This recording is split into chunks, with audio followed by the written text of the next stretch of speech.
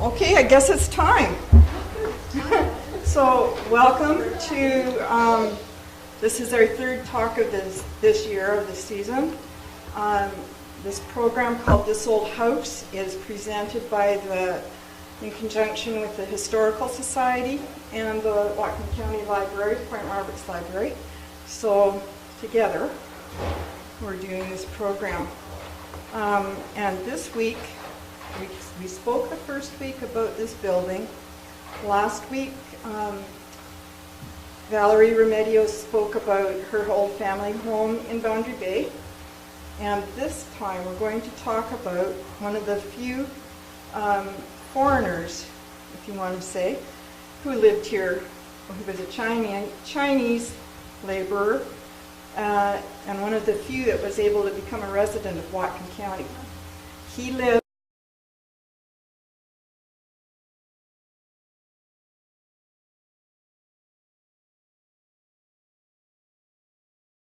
at the lighthouse. This is him in his garden, and he grew vegetables and flowers. If you go there in the springtime, you can still find maybe some chives and some bachelor buttons that he might have planted and sprouted from those seeds in his garden. His name was Ah That, and he was born in China in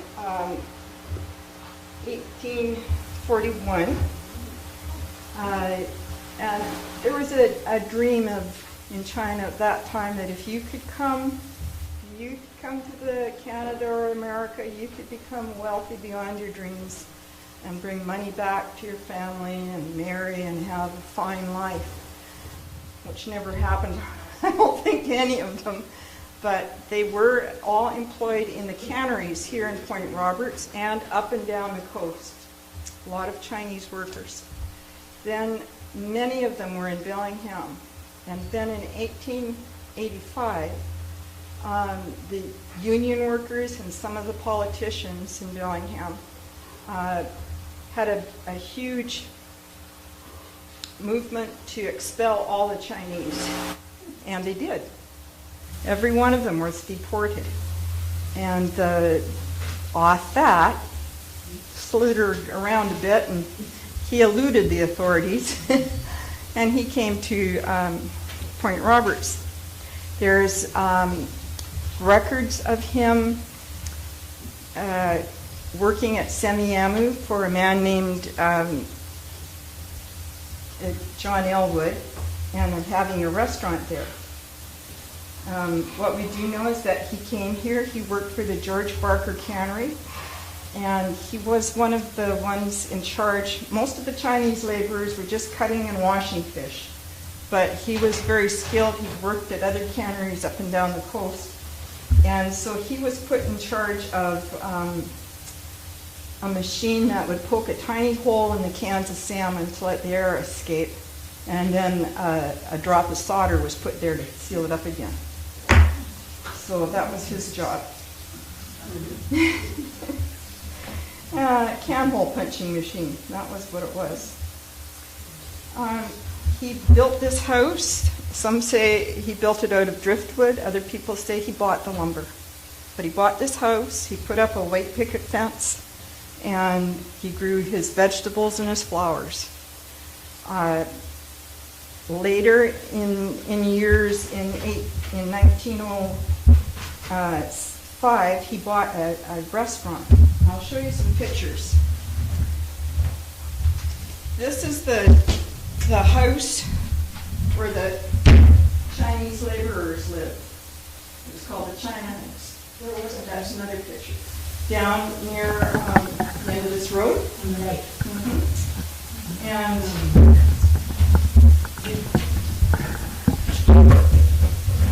this is what that looks like. That's their bunk. That's the cannery there. And way over here was a restaurant that Al Fat bought in 1905. This is the inside of the cannery where all the cans were. Which cannery? The George Barker Cannery. The end of the road. The end of the road here. Oh, there's the bottom of the Gulf? Yeah, the bottom of the Gulf. So that's there if you want to come and look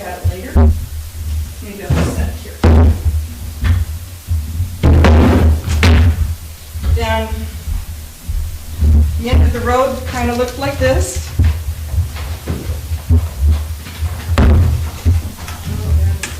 Yeah. There's a Chinese fisherman there. It's been reproduced as a quilt. That's outside. This is how it looked. Here's some of the fishermen. Would you like us to hold that up for you? No, that's okay. It can live here for a moment. People can come and look at it. So he took up residence at Semiahmoo Spit shortly after arriving in the United States. He worked there for John Elwood, who in 1891 described him as having been in the country for 35 years. He was well respected, made a lot of people, maybe not friends, but people respected him. And when he was arrested for not having registered according to one of the laws, he had, but it was a clerical mistake. And the very hour of the very day he was to be deported, they got a telegram stating that yes, he did have a certificate of having registered and he would stay. But that was at least 10 of his white neighbors testified in affidavits to keep him here, and that the fact that he had lived here for at least 30 years. So he also became Western in his style. He cut off his queue, which was very traditional for all the Chinese workers. He dressed in Western clothes and he spoke English. So he tried to adapt and fit in as well as he could. And he is said to have, well, in his much later years, I'm sorry if I'm sort of jumping around here, there's so many people have written about him. Margaret Williams and Jeff MacDonald, Michael Tan, who you might know. They've all done research on him and written little articles about his life here. And they all have different times and laws and interpretations, although they say they used all the same information. So I've been trying to piece this together. But if you flash forward, in 1906, he owned this restaurant. He got into drinking with a friend, or one of the guests. They got into a horrible argument, which resulted in the guy beating him to a pulp and leaving him for dead. And the next day, the sheriff came to find the body, and there was Fat feeding his chickens. So he was okay. But he did die in 1915, and he is buried in Billingham. What age? Well, he was born in 1841, and I'm no good at years and math. Okay. So, but 75. There you go. In 1914, the Gudbranson family moved to Point Roberts, and they moved right next door to where Fat had his home. And this is a story told by Carl, who wrote this book. He was just a little boy, about 9 or 10 years old, and he was quite taken by this very reclusive neighbor of theirs. He had a big fence around his place by that time, and every time Carl took a little peek inside a knot hole or pushed it open, the next day Fat would have taken a can of a salmon can and nailed it across the hole. So he didn't have much good times spying, but he would go up and down the beach, and he saw that Fat was collecting bark from the tides for his fireplace, for his wood stove. And he pretended that the tide had washed up this bark, and he collected bark and left it there for Fat to pick. And they'd pass each other on the beach. Fat would never acknowledge him, but he noticed him nonetheless. One day, the ebb tide brought in bamboo sticks, tons of bamboo sticks, and he noticed that Fat had picked them all up. So he went and got some and put them where Fat would find them, and Fat took them back to his house and And Carl could not figure out what in the world he was going to do with all that. But one day, it was all solved for him, and I'll read what he wrote. Every day after work, I was at the front gate, hoping Charlie, he called himself Charlie Chinaman, so that Westerners would be able to remember his name. I hoped Charlie would see me. But one day, he came around, and he had built this beautiful kite. He saw him pulling this thing that was practically as big as the man himself. And he says that it was the bamboo poles within the high fence, the huge flying machine rose majestically into the air, higher and higher into the skies, until it was directly overhead from where I stood next to the sheep fence near the beach.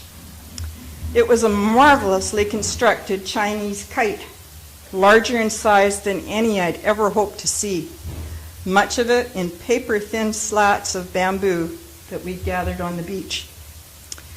Charlie and me. I never budged from my spot at the sheep fence until Charlie had reined in his masterpiece, rolled up the twine, and ambled on past Tinkham's Beach sheep barn, then inside the green gate and home.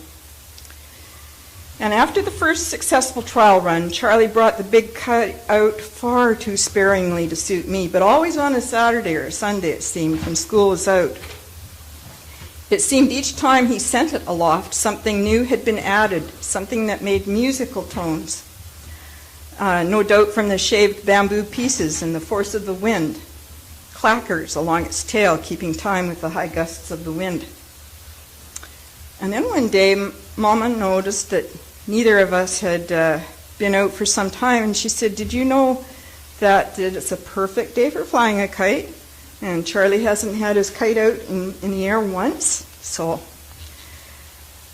on a Saturday in a brisk wind, I was careful to let the old man see me leaving, and as well as making sure he saw me coming back home. And sure enough, he was coming around the Tinkham's barn in a matter of minutes, and moments later, I was at my regular place at the sheep fence. But one day in the fall, he took it out on a blustery, blustery day. And Charlie found out that it was already too late to be flying kites. Knowing he was in deep trouble, he did the only thing possible. He brought it in inch by inch, holding steady or even slacking off in the more powerful gusts of wind. And each time I just held my breath. He made some headway, and the big kite was directly overhead where I stood. The sound makers and the clackers almost drowned out the sound of the storm around us, like a Chinese band playing boogie. Another powerful thrust of air came along, and the music stopped. The great kite seemed to hang in the air for a split second, then turn its tail to the wind as it dove headfirst into the raging surf and was swept to sea. It was a sad moment, not only for me, but all our family. But Charlie the Chinaman never batted an eye. He just pulled in the slack twine, rolled it into a ball, and then very slowly walked across the sand strip, past Colonel Tinkham's sheep shed, then to the high wooden fence where he closed the green gate behind him. And that was the end of that. And that is the story of our earliest neighbor, whose name was Ah Fat, and he was a master maker of musical kites. It says that Ah Fat's name, he wasn't fat, he was slim and slightly taller than many of his countrymen. Fat is a Chinese pronunciation of his given name, and it means prosperity. It's a very common name in Chinese. And Ah is something you add to a person's surname to show them friendly respect. So it was Ah Fat. And or Chinaman, which was how many Chinese were addressed by Westerners during the time. And so, are there any questions about the there's a long history of how the Chinese laborers in Point Roberts came and lived. They came in by the 1910s by scows, and they stayed for the summer long enough to earn some money. They weren't paid until the day they were back on that scow going home to China. And they considered it good pay for what they had done. But not many of them stayed, especially many had stayed up to the time of the expulsion from Whatcom County. And I think at that time there was also an expulsion from Seattle. Olympia and Port Townsend were two towns that did not expel the Chinese. So, What year did Whatcom County expel the Chinese? 1885. There were union workers, and they had a huge, the newspaper at the time got quite worked up about it, and they had a huge parade. They had fireworks to celebrate the complete expulsion of all the Chinese. So that was, anyway, if you go down there today, you may find some flowers left over from when Othap planted. Bachelor buttons, poppies, chives. So he was a bachelor? He was a bachelor. He never married. When all the people who came to Point Roberts at that time were squatting on the land, so to speak. And when the government finally decided to award the squatters rights to the property, he said he didn't want his because he wasn't married and he had no family to leave it to. Yeah. And more specifically, where was his dwelling? That's kind of a mystery to me. But when you look at this map here, here's the Point Roberts Lighthouse part, Yes. and his house is right in the middle. Okay. Where was he buried? He was buried in a cemetery in Bellingham. I don't know which one. But he was one of the only Chinese immigrants to be able to stay in Whatcom County. There might have been one other guy. Yeah. And he had a good way of cooking chicken. He was once the cook for the Chinese laborers, and he'd go up to Paul Thorstenson's and ask his son for chickens, buy the chickens from him. And that son, Arnie Thorstenson, would go down and chat with him and hope for a nice chicken dinner because he liked the way the guy cooked it. Anyway, if you go down there, you'll see this, maybe, in your head. I have a question. How did the Chinese come to the U.S.?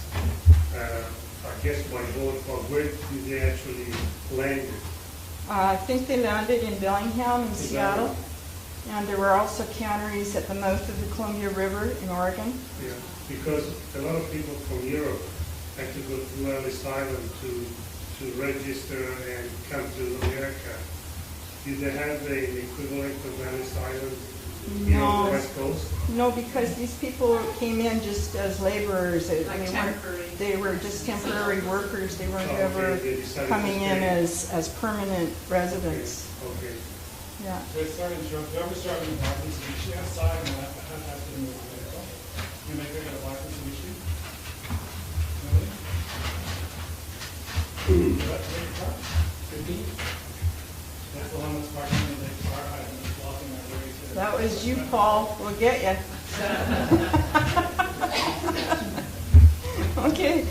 So, I don't know, maybe sometime you'll study the history of that, but that's a good thing to know about. Yeah. And next time, I'm not sure what we're talking about. If you've got family memories that you want to bring up, if you want to talk about your old house, we can do that. But if nothing else, we'll talk about the church.